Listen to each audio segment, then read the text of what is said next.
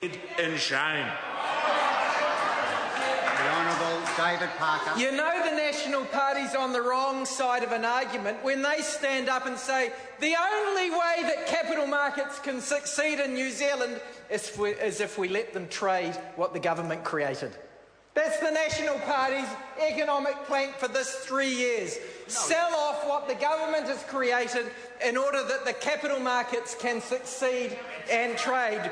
Mr. Speaker, 24 years in politics, Dr. Smith, 24 years in politics, 15 years of those have been since your colleague, Max Bradford, intervened in the electricity market, and since then electricity prices have gone up every year by twice the rate of inflation, and they're still doing it, and still Dr. Smith sits there and defends it as if it is correct. What the government says is, oh look, Labor, you should have kept these plans to yourself.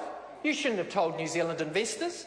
You should have actually done that. If you want to do it, just do it in the future. Because to do it now, according to Dr. Smith, is economic sabotage. What that would have been doing would have been underhand. We've actually been open to people and we said, look, enough's enough. What do the commentators have said? New Zealand Herald, Bernard Hickey, robber barons in the power industries, you're not going to get away with it this time. What have the other commentators said? A lot of them have acknowledged that we haven't got a competitive electricity market. We know that. What's this government trying to do? They're trying to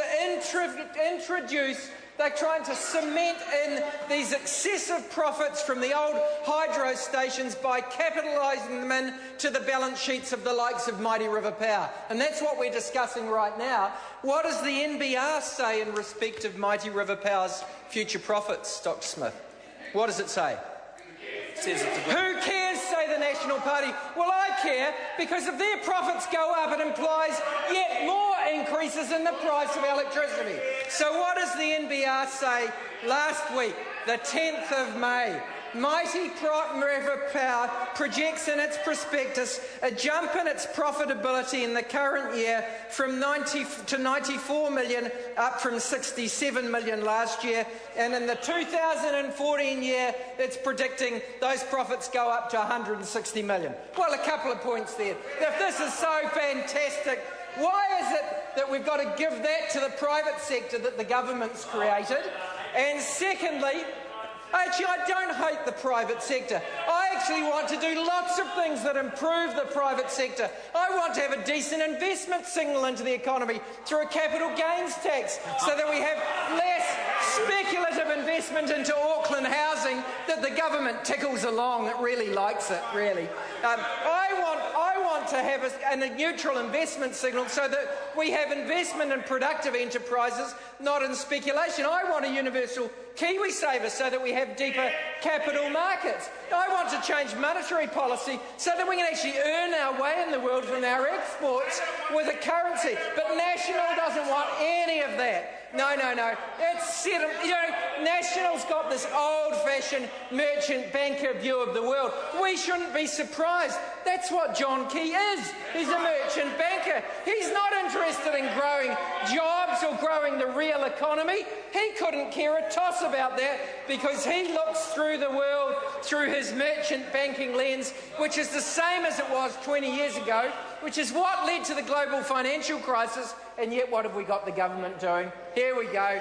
The answer to New Zealand's woes is to sell off what already exists. Doesn't want to increase New Zealand's output one iota. Not worried that New Zealand's now got the biggest current account deficit in the developed world, bigger than Greece's. Isn't that an atrocious thing? Last year, this year, and according to the IMF, not just next year, but the year after that and the year after that. The worst current account deficit in the world, and the government's central economic plank this 3 years is to sell off Mighty River Power, Meridian Energy and Genesis Energy. What a pathetic, narrow vision that this government has. No wonder since they took office we've had 200,000 people go to Australia. Say goodbye to higher taxes, not your loved ones, was what they said. And what have we had instead? 200,000 people go to Australia. We've got incomes, except for the people at the top, dropping, as shown by what's happened with the IRD PAYE figures, and all they say is flog off Mighty River Power and put up power prices. Oh, Kanwaljit Singh Bakshi. Thank you, Mr. Chair. Mr. Chair, Commerce Committee reviewed the annual report of Mighty River Power.